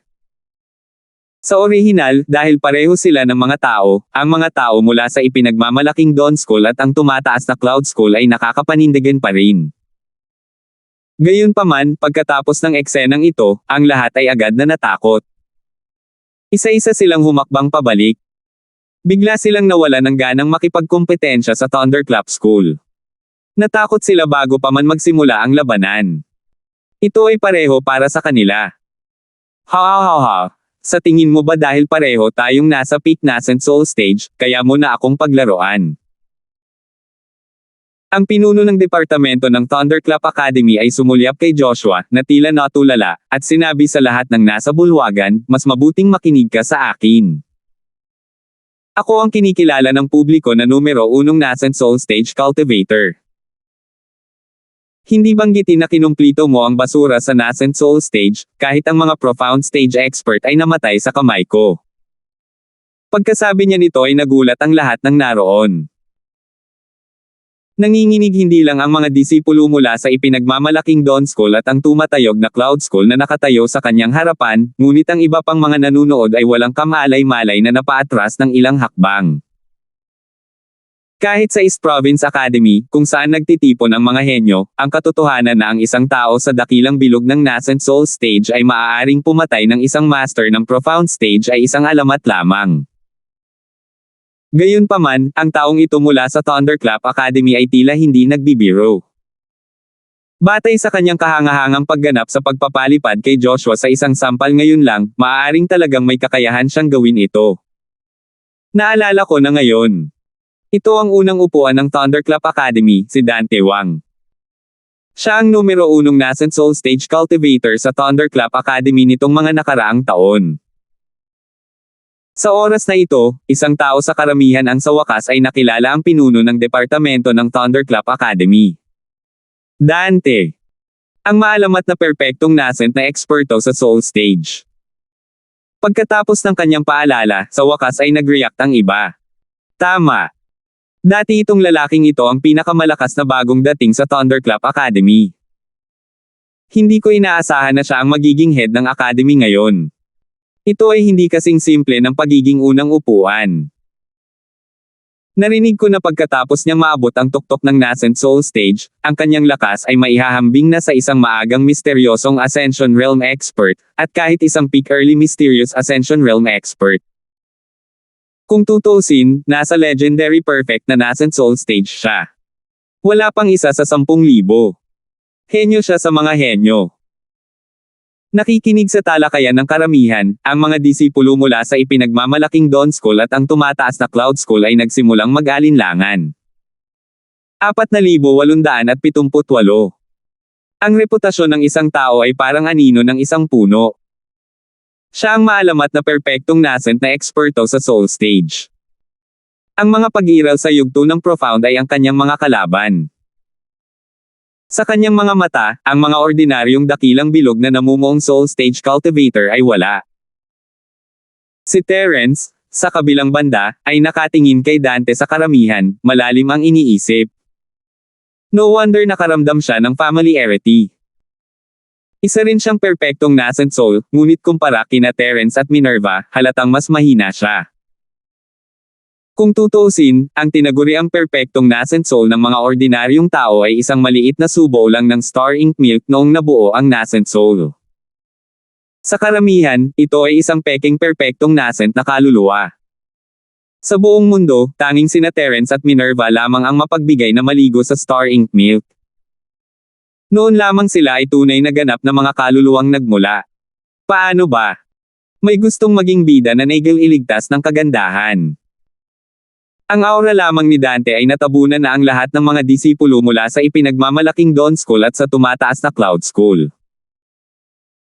Matapos makita ang kapalaran ni Joshua at marinig ang lahat ng uri ng mga alamat tungkol sa kanya, ang grupo ng mga tao ay wala nang balak na labanan siya kahit na sila ay may malaking bilang ng mga tao. Sila ay isang grupo ng mga lobo kani-kanina lamang, ngunit ngayon sila ay isang grupo na lamang ng mga tupa na nanginginig sa harap ng isang leon. Mukhang walang natira. Basta, ang Thunderclap School natin ay isa sa mga nangungunang paaralan sa Yellow Division Alliance. Ayokong dinadala ng school natin ang masamang pangalan ng pang-aapi ng mahihina. Sa lakas mo, kamatayan lang ang hinahanap mo. Si Dante ay malamig na tumingin sa karamihan at sinabi. Walang nang-ahas na pabulaanan siya dahil ito ang katotohanan. Bagamat halos magkapareho ang bilang ng mga tao, ang Thunderclap Academy ay parang isang grupo ng mga lobo at tigre kasama niya, ang numero 1 orihinal na infant stage cultivator, na nangunguna sa kanila. Ang Morning Pride Academy at ang tumataas na Cloud Academy ay maaari lamang matapakan ng isang panig. Bibigyan kita ng dalawang pagpipilian ngayon. Maaari kang matulog sa amin. Hanggat ginagawa mo kaming komportable, natural na bibigyan ka namin ng mga Thunder Tribulation Point na ito pagkatapos naming umaban sa Profound. Kung hindi pumayag, second choice ka lang. Umalis ka dito. Ngumisi si Dante. Habang sinasabi niya ito, ang kanyang mga mata ay nakatuon kay Remelin. Ang belo ay nagbigay lamang sa mga tao ng isang diwa ng misteryo. Hindi na siya makapaghintay na haborin ito at humanga sa kagandahan nitong ikatlong diwata. Isinasantibi ang mapagmataas na tono, nakita ni Terence na medyo kakaiba ang mga salita ni Dante. Kahit na ayaw niyang matulog sa kanila, matyaga siyang maghintay sa malapit at hintayin ang Thunderclap Academy na matapos ang kanilang Mitrias Ascension. Ano ang punto ng pagbabante sa kanila? Hindi lang si Terence, lahat ng iba ay may parehong tanong din, nakatingin sa isa't isa na nalilito. Hoy, ito ang unang pagkakataon mo dito, tama? 2 beses na akong nakapunta dito, at alam ko ang lahat tungkol sa lugar na ito tulad ng likod ng aking kamay. Sa normal na mga pangyayari, aabutin ng hindi hihigit sa 10 araw hanggang kalahating buwan upang makapasok sa yugto ng Profound, at 20 araw ang limitasyon. Kapag nalampasan na ang oras na ito, hindi na ito posible, at wala nang saysay ang sinumang tao sa kanyang ulo. Hindi ba ganoon kagaling? Kung bibilangin natin ang bawat batch bilang 20 araw, 4 na batch ng mga tao ang darating sa loob ng 3 buwan. Kailangan lang natin maghintay ng kaunti. Bakit kailangan nating takutin? Naguguluhang tanong ng lahat. Normal lang yan, pero lahat ng posisyong ito ay maganda. Dati, matagumpay nilang na-trigger ang kidlat na kapigatian. Kung magtagumpay sila sa promosyon, hindi sila madaling susuko. Kung gusto mo ang mga posisyon na ito, mabibili mo lang ito sa mataas na presyo, o babantayan sila at hindi papasukin ng sinuman. Sabi ng nakatingin na alagad na may mapait na ngiti. Sobra ito. Ang pulutong ay hindi maiwasang mapuno ng matuwid na galit. Ang orihinal na intensyon ng daan tungo sa pagiging big shot ay magkaroon ng mas maraming profound stage expert na lumitaw. Gayunpaman, ang mga aksyon ng mga taong ito ay ganap na kabaligtaran. Ginamit talaga nila ang Thunder Points para kumita. Kasuklam-suklam. Pero hindi naman pwedeng lahat sila ay matagumpay na umasenso, di ba? May hindi napigil ang magtanong. Ang kahirapan sa pagpasok sa yugto ng profound ay higit na mas malaki kaysa sa pag-condense ng yugto ng nascent soul. Kapag i-condensing ang nascent soul stage, maaaring gamitin ng isa ang golden pill para tumulong sa paglusot sa hadlang, ngunit hindi ito posibleng makalusot sa profound stage. Ang Thunder Profound Pill ay ginamit lamang para iligtas ang buhay ng isang tao sa ilalim ng Thunder Tribulation. Lahat ng iba ay magagawa lamang ng sarili. Sa partikular, ang pagsasanib ng dalawang katangiang espiritual na ugat ay hindi pa nagagawa, kaya ang kahirapan ay maiisip. Ayon sa data na ibinigay ng Yellow Class Academy Alliance, ang pinakamahusay na resulta para sa landas sa pagiging isang Titan ay 30% lamang. Sa madaling salita, kahit na para sa mga elite ng academy na ito na pinuri bilang pagmamataas ng langit at may lahat ng uri ng mahusay na mga kondisyon na hindi maabot ng mga ordinaryong tao, 3 lamang sa 10 tao ang maaaring matagumpay na umunlad. Ito na ang limitasyon sa kasaysayan. Kung hindi sila gumanap ng maayos, napaka-normal na wala pang isa sa 10 ang mabuhay. Kung kahit sila ay nasa ganong estado, mas mahirap para sa mga hindi makapasok sa akademya. Ang misteryosong yugto ng Ascension ay ang pinakamataas na yugto sa buong makalangit na daigdig ng Dao. Ito rin ay isang kahangahangang pantasya na maaari lamang nilang tingnan ngunit hindi maabot. Tanging ang mga henyo sa mga henyo lamang ang makakatapak dito. Panaginip lang ito ng iba. Tama. Kung ito ay isang eksperto sa yugto ng profound na matagumpay na umaban, kung gayon ay ayos lang.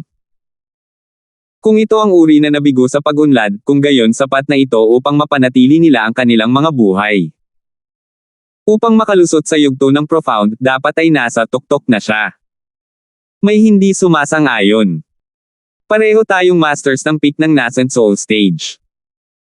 Ang isa ay pagod at malubhang na sugatan, habang ang isa naman ay nasa kanyang peak state, puno ng lakas. Sa tingin ko dapat kang magbayad ng mataas na presyo para bumili ng sarili mong buhay sa halip. May pumayag. Hoy, kayong mga nagsabi niyan hindi nyo naman talaga naiintindihan ang Thunderclap Academy diba?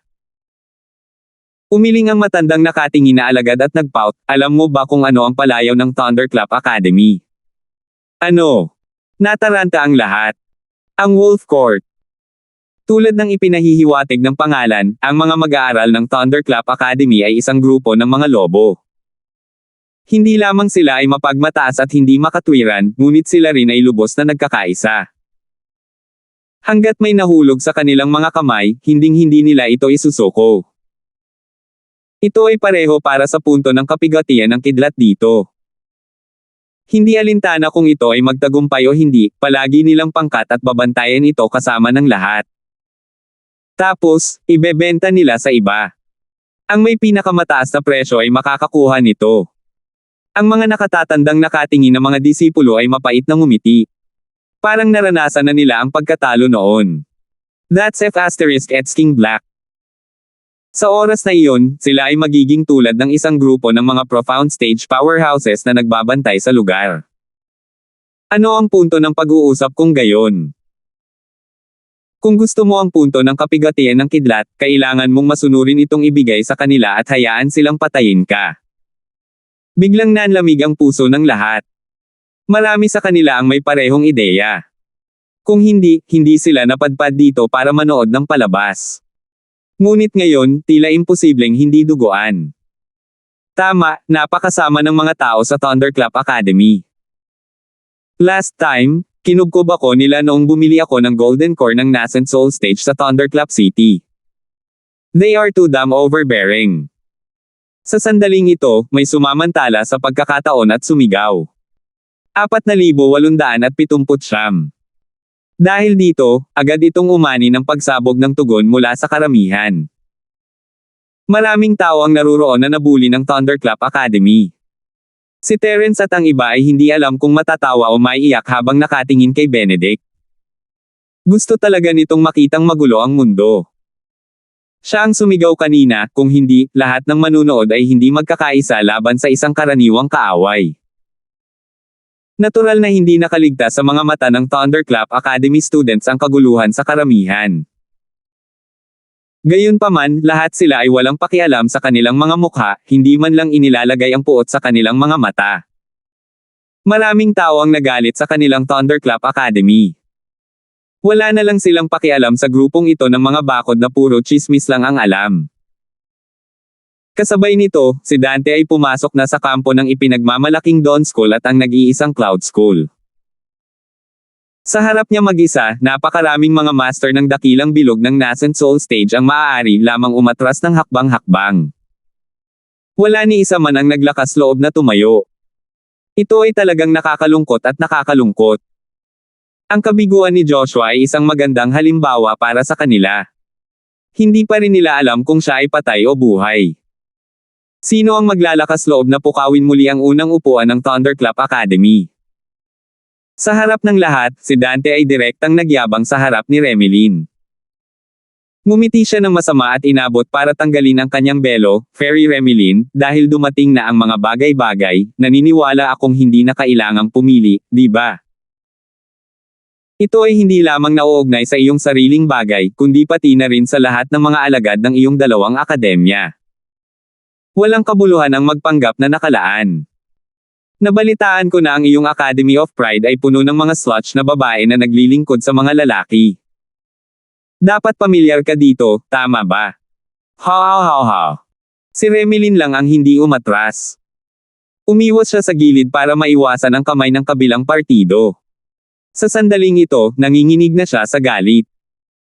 Kahit alam niyang hindi kasing lakas ng kabilang partido, handa pa rin siyang lumaban. Napakaraming tao mula sa dalawang paaralan, ngunit hindi sila kasing init ng dugo ni Remelin. Napakahirap talagang sabihin. Ngunit muli, ang Pride Academy sa umaga ay binubuo lamang ng mga babaeng estudyante. Bagamat ang lumalagong Cloud Academy ay pangunahing binubuo ng mga lalaking estudyante, ang mga pinuno sa pagkakataong ito ay mga taong tulad nina Joshua at Baste. Mas mabuting umasa sa isang baboy na umakyat sa puno kaysa umasa sa kanila na lalaban kay Dante at sa Thunderclap Academy. Mas bagay sana kung nandoon si Robert Leng. Sa kasamaang palad, isa na siyang master ng Profound Stage at hindi pupunta sa ganoong lugar. Kahit na si Jillian, na itinumba sa malaking bilog ng Nascent Soul Stage, ay wala rito. Dahil ang kanyang dalawang espiritual na ugat ay matagal nang pinagsama, hindi na niya kailangang maging komplikado gaya ng iba upang makabalik sa Profound. Maaari niyang i-trigger ang Thunder Tribulation kahit saan. Sa karamihan, kailangan lang niyang maghanda ng Thunder Elixir kung sakaling ma-accident. Kung magiging maayos ang lahat, hindi na niya kailangang dumaan sa Thunder Tribulation. Nakita ni Dante ang plano ni Remelin, at bigla siyang tumawa ng walang konsensya. Nako, hindi ko inaasahan na isa kang matigas na babae. Tamang-tama ka sa panlasa ko. Kung ikaw ay isang slutty woman tulad ng ibang babae, hindi ako makukontento kung sumenyas ka lang gamit ang iyong daliri. Kung mas lumalaban ka, mas masaya ako. Ha. Hindi nais ni Remelin na mag-aksaya ng kanyang hininga sa isang napakarumi na lalaki. Agad niyang inipon ang kanyang tunay na lakas at akmang seisolakay. Kahit na ito ay para sa kapakinabangan ng napakaraming disipulo ng Academy, hindi siya makokompromiso. Pagkatapos ng lahat, ang bagay na ito ay may kinalaman sa kanyang pinakamahalagang reputasyon at integridad. Bukod dito, nakita na niya ito. Kahit na talagang nakompromiso sila, ang kabilang partido ay maaaring hindi talaga sumuko sa Thunder Tribulation Point. Sa oras na iyon, ang pinakamalamang na kahihinatnan ay ang pag-iigib ng tubig gamit ang wicker basket at laruin ng walang bayad. Tara, hahampasin kita sa abot ng aking makakaya. Huwag kang mag-alala, hindi kita papalipad tulad ng ginawa ko sa tanggang iyon ngayon lang. Ikaw lang ang mamahalin ko ng husto. Pang-aasar ni Dante habang patuloy niyang hinahawakan ang mukha ni Remelin. Ang lakas ni Remelin ay wala sa kanyang mga mata. Upang maging mas tumpak, hindi pa siya naglagay ng sinumang master ng Great Circle ng Nascent Soul Stage sa kanyang mga mata dahil kinilala siya bilang number 1 Nascent Soul Stage Master. Agad na na-trigger ang sitwasyon. Sa sandaling ito, biglang pumasok ang isang tao mula sa karamihan at dahan-daang nagsabi, "Sige, itigil mo na ang pagsasalita ng walang kaparirikon dito. Nagustuhan ko ang lugar na ito. Kung matino ka, magwala ka. Kung hindi, mamamatay ka." Habang nagsasalita siya, ang lalaki ay naglakad ng mahinahon kay Remelin at tumingin kay Dante Wang na may nakaka-relax na ekspresyon. Terence. Nakatingin lang si Remelin sa kanyang likuran, ngunit agad niya itong nakilala. Iiyak na sana siya sa gulat at saya, ngunit mabilis niyang nilunok ang kanyang mga salita nang makita niya ang pagkumpas ng kamay ni Terence sa kanyang likuran. Hindi lamang si Remelin, ngunit nakilala rin siya ni Baste, Judy, at ng iba pa. Nagulat silang lahat at matagal na hindi alam ang sasabihin. "Anong sinabi mo? Hindi kita narinig ng malinaw, gusto mo ulitin ko?" Pinunasan ni Dante ang kanyang mga tainga habang gulat na nakatingin kay Terence, iniisip na mali ang kanyang narinig. Sa Joshua bilang isang halimbawa, hindi siya naniniwala na sino man ang maglalakas loob na pukawin siya sa publiko. Sa bandang huli, siya ay isang taong may kapansanan, at siya pa nga ang unang upuan ng Thunderclap Academy. Siya ba ay isang may kapansanan? Tiningnan siya ni Terence mula sa gilid ng kanyang mga mata. Biglang nagkagulo ang mga tao. Inakala ng lahat na si Dante ay may Remelin sa bag. Sasamantalahin na lang nila ang pagkakataon upang humanga sa kagandahan ng maalamat na ikatlong diwata. Hindi nila inaasahan na biglang sumulpot ang ganitong tinek. Gulat na gulat ang iba, pero ang mga bituin sa umaga ay mas matindi.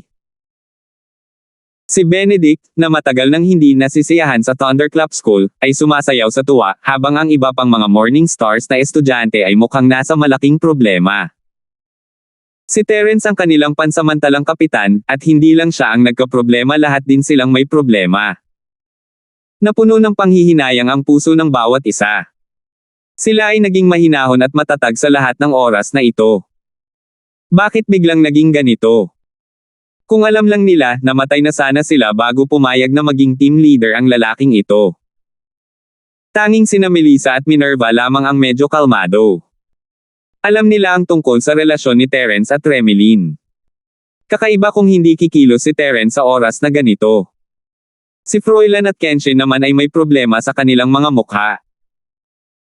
Hinahanap mismo ni Terence si kamatayan at nasangkot siya sa gulo na nagdulot ng matinding kalaban tulad ni Dante.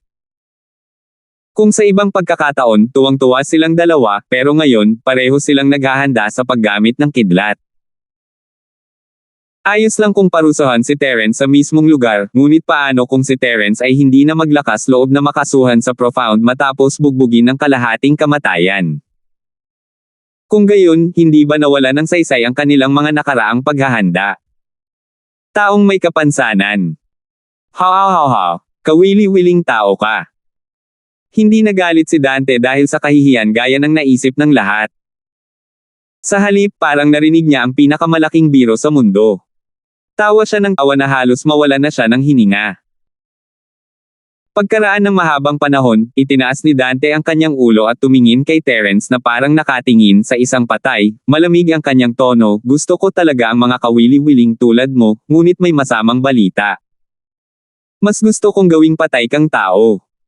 4,880. Ganun ba? Hindi masyadong inisip ni Terence, hindi na niya kailangan pang magsabi ng kahit ano, at ang ekspresyong iyon lamang ay sapat na para mainas ang mga tao. Laking gulat ng mga tao sa paligid. Nagbubulungan silang lahat. Sino ito? How dare he offend 3 academies at the same time? Hindi nila alam ang relasyon ni Terence kay Remilyn, pero sa sinabi ni Terence kanina, parang aagawin niya ang pagkain sa bibig ng tiger. Hindi ba niya sasaktan ang parehong mapagmataas na Dawn School at ang tumataas na Cloud School din? Ang tatlong academies ay nagdagdag ng hanggang 150 masters ng Great Circle ng Nascent Soul Stage, hindi pa banggitin na mayroong Dante, ang number 1 Nascent Soul Stage Master sa kanila. Huwag na nating pag-usapan ang tungkol sa lakas, at least ang tapang ng lalaking ito ay talagang sapat na upang masira ang langit. Siyempre, nakilala ng mga tao mula sa mapagmataas na mga paaralan sa umaga at sa mga naglalakihang ulap si Terence. Ang taong ito ay isang walang awa na tao.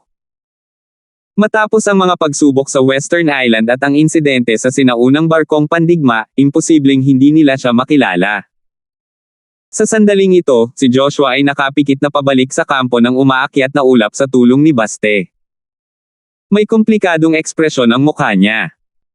Dahil hindi tumugon ang makapangyarihan sa lahat ng West Mountain, naisip nilang dalawa na patay na si Terence. Kung tutusin, kahit gaano pa nila ito iniisip, hindi nila naisip na makakatakas si Terence mula sa isang late stage na misteryosong Ascension Evil Cultivator. Hindi nila inaasahan na hindi lang mamamatay si Terence, kundi tumayo din sa harapan nila, at biglang tumalon para makialam. Sa sobrang pagkamuhi nila kay Terence, hindi nila maiwasang makahinga ng maluwag. Makapangyarihan si Dante, ngunit alam ng lahat na nakipag-away si Terence sa makapangyarihang Robert sa loob ng kalahating buwan noong siya ay nasa Mid-Nascent Soul Realm, at pinaluhod pa niya si Robert. Ngunit ngayon, si Terence ay tila nasa peak na Nascent Soul Realm, at ang kanyang lakas ay mas malakas kaysa sa pagharap sa kanya noon ay pagpapakamatay. Kaya naman, walang naglakas loob na magsalita ng kahit sino mula sa umaangat na Cloud School o ang ipinagmamalaki ng madaling araw. Pinili nilang lahat na manahimik na may kakaibang ekspresyon sa kanilang mga mukha. Naramdaman ng mga estudyante mula sa Thunderclap Academy na medyo kakaiba ang sitwasyon. Mula sa mga ekspresyon ng kabilang partido, dapat nilang kilalanin ang walang ingat na batang ito, ngunit ano ang kahulugan ng kakaibang ekspresyong ito? Kahit na ang mga taong kilala nila, pagkatapos na makita ang eksena ngayon, ay dapat malaman kung ano ang katapusan ng isang master ng dakilang bilog ng Nascent Soul Stage meeting na si Dante. Hindi ba nila dapat isipin na ang batang ito ay nag-overestimate sa sarili niyang kakayahan? Mabuti kung isa o dalawa lamang sa kanila ang may ganoong ekspresyon, ngunit ang susi ay ang lahat ay may parehong ekspresyon. Naramdaman agad ng mga tao sa Thunderclap Academy na may mali. Hindi kaya tanga ang batang ito, kundi isang tunay na walang awa na tao. Nagkatinginan ng iba pang mga estudyante sa Thunderclap, ngunit walang pakialam si Dante kay Terence. Bilang kinikilalang number 1 na Nascent Soul Cultivator, isang tunay na profound stage master lang ang maaaring maging kanyang kalaban. Hindi pa ito sapat para punan ang mga puwang sa pagitan ng kanyang mga ngipin. Papatayin na sana ni Dante si Terence sa isang simpleng sampal tulad ng ginawa niya kay Joshua nang iangat niya ang kanyang ulo at makita ang ilang tao sa likod ni Terence. Mayroong dalawang magagandang babae sa kanila, at ang kanyang mga mata ay nagningning. Sila ay sina Melissa at Minerva. Sanay si Minerva na magsuot ng belo, ngunit hindi ganito ang ugali ni Melissa, at nang mapansin siya ng lahat, agad siyang natigilan. Saglit na natigilan si Dante, pagkatapos ay naglaway at sinabing, "Oh, hindi ba ito ang isa pa sa 3 diyosa ng rehiyon ng dagat ng Jaylan? Melissa ba ang tawag sa kanya?" Bagamat ang Jaylan Sea area ay hindi katulad ng Thunderclap Sea area, kung saan matatagpuan ang punong tanggapan ng School Alliance, ito ang pinakamalaki sa lahat ng Yellow Class na lugar sa dagat. Bukod dito, ito ay matatagpuan sa gitna at konektado sa halos lahat ng iba pang lugar ng dagat na may dilaw na klase. Hanggat mayroong bahagyang paggalaw, ito ay agad na kumalat sa lahat ng direksyon. Sa background na ito, ang ikatlong diwata ng mataas na rehiyon ng Linford Sea ay halos katumbas ng mga kataas-taasang dilag na kinikilala ng buong rehiyon ng Yellow Sea. Alam ng lahat ang kanilang mga pangalan, at kumalat na ang iba't ibang bersyon ng kanilang mga larawan. Hindi makikilala ng mga tao si Remilyn na nakasuot ng belo, ngunit napakatahimik ni Melissa na magiging sanhi ng kaguluhan saan man siya magpunta. Hindi maiwasan ni Dante na magtaka kung sinusundan ba ni Melissa ang batang ito nang makita niyang nakatayo ito ng napakalapit kay Terence. Upang makuha ang pagnanasa ng ikatlong diwata, hindi mababaw ang swerte ng batang ito sa mga babae. Siya kaya ang young master ng ilang malaking pamilya. Maliban sa paliwanag na ito, walang ibang maisip si Dante na dahilan para kusang sundan siya ni Melissa. Kung tutusin, walang malakas na aura ang batang ito sa kanyang harapan, at malamang na umaasa lang siya sa kanyang malakas na background. Tanging ang ganitong uri ng hedonistic na young master na hindi alam ang kalawakan ng langit at lupa ang magsasabi ng mga kaiyahiya at katangahang salita.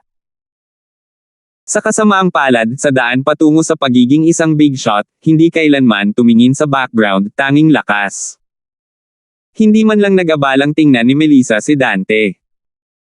Bagamat pareho silang may apelyido na Wang, hindi niya akalain na siya ay mula sa parehong pamilya ng lalaking ito na puno ng maruruming salita 500 taon na ang nakalilipas.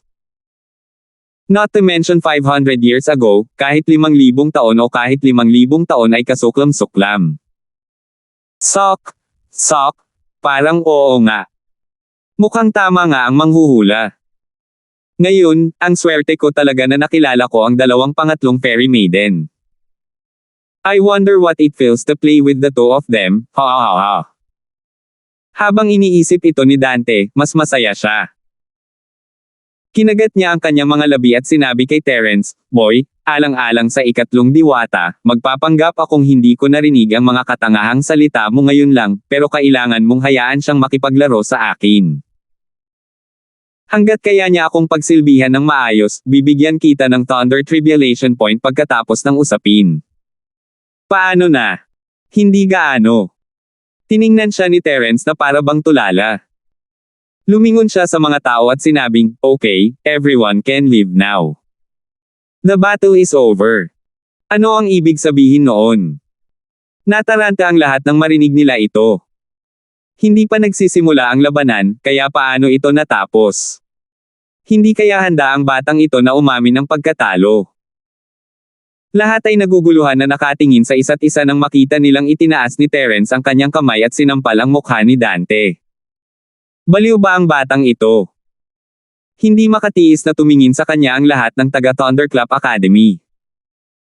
Nakikita ng lahat na ginagaya ng batang ito ang paraan ng pagpapalipad ni Dante kay Joshua Ren. Sa kasamaang palad, ito ay isang poster lamang. Si Joshua ay ang numero 1 nascent soul cultivator, kaya naman nagkaroon siya ng lakas at kumpiyansa na gawin iyon. Sino siya sa tingin niya? Galit na galit si Dante kaya natawa siya. Ang kanyang totoong energy shield ay isang defensive martial technique na espesyal niyang nilinang. Kahit na tumayo siya dito at hayaan ang kabilang partido na saktan siya ayon sa gusto niya, mapapagod lang niya ang tanga hanggang sa mamatay.